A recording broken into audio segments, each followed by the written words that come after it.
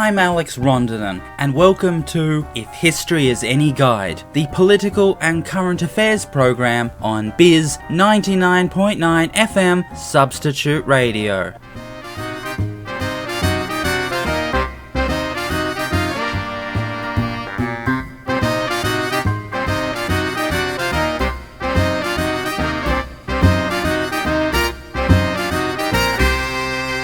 And so, winning the nomination for the Democratic ticket for the president were two men who were not like the old Democrats, who had no relations, even minor ones, with any form of left-wing interest group, who had lived their entire lives as elite managerial officials surrounded by other elites, who were totally and utterly bourgeois in their politics. Bill Clinton and his deputy Al Gore formed their own new faction within the party, i.e. the Democratic Leadership Council, DLC, which was totally corporatist in nature and corporate funded, and soon took over the leadership of the entire party. Clinton and Gore beat Bush and made it into the White House in 1992. They instantly began implementing their pro-corporate policies, including NAFTA. They also implemented right-wing social policies, such as passing laws that make it harder for women to successfully seek and get an abortion, and implementing the two homophobic federal laws, DOMA and DOTIT, that still stand on the books today. No one in their right mind could ever label Clinton and his cabinet as standard Democratic centrists, for their policies were without any scraps of moderation or centrism, let alone leftism. That man Clinton had successfully turned the Democratic Party from centrist into the centre-right, pro-corporatist bourgeois party it is to this day. At the moment Bill Clinton came into the office of the presidency, he was to deal with his first case of military conflict, the US-UN military occupation of Somalia. The invasion began in the very late of 1992, while George Bush was in his last hours and weeks as president. Following the collapse of the evil empire happening on his watch, Bush had already and immediately taken the first steps forward into this new era in American imperialism, the New World Order, better known as quasi-humanitarian imperialism. And Clinton immediately showed his loyalty to the ruling classes by following on from where Bush left off. He inherited the war in Somalia, and he more or less led it in the direction that the bourgeoisie wanted him to. It's important to note the connection between what Bush did post-USSR and what Clinton was about to do as he became president. The invasion of Somalia came just after, and in reality was an extension of the Gulf War against Iraq.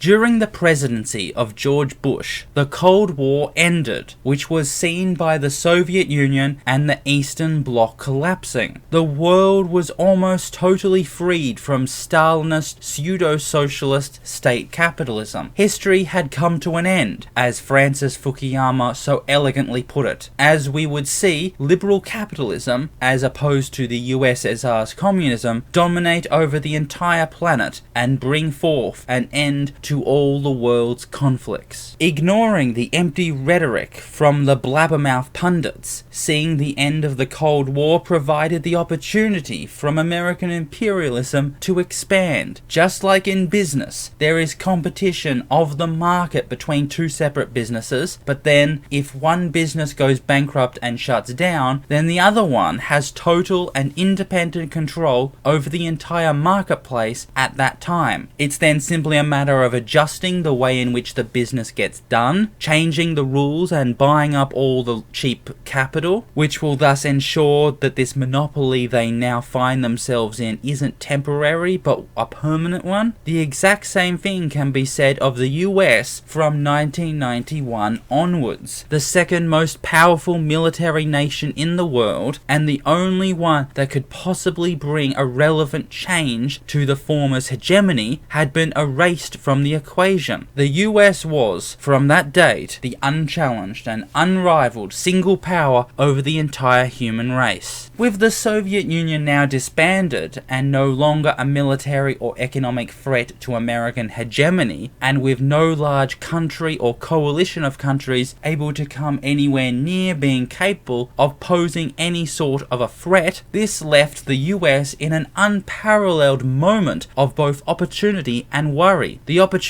was obvious. Without having any sort of a relevant rival, without even needing to worry about the consequences of their actions, the American empire was now free to expand itself across the realms of the world and to establish a monopolistic regime of dominance. To take advantage of this opportunity, American planners and agents and politicians would need to establish a, or as they called it, the New World Order. But there was a troubling problem with not having the Soviet Union in the world with a knife in its hand. Namely, the US no longer had the excuse it had owned and had relished, which gave it a blank check to wage war whenever it wanted. The mere mention of evil communism had been enough to get consent for military activities. So useful and powerful was the Cold War doctrine of legitimizing American power.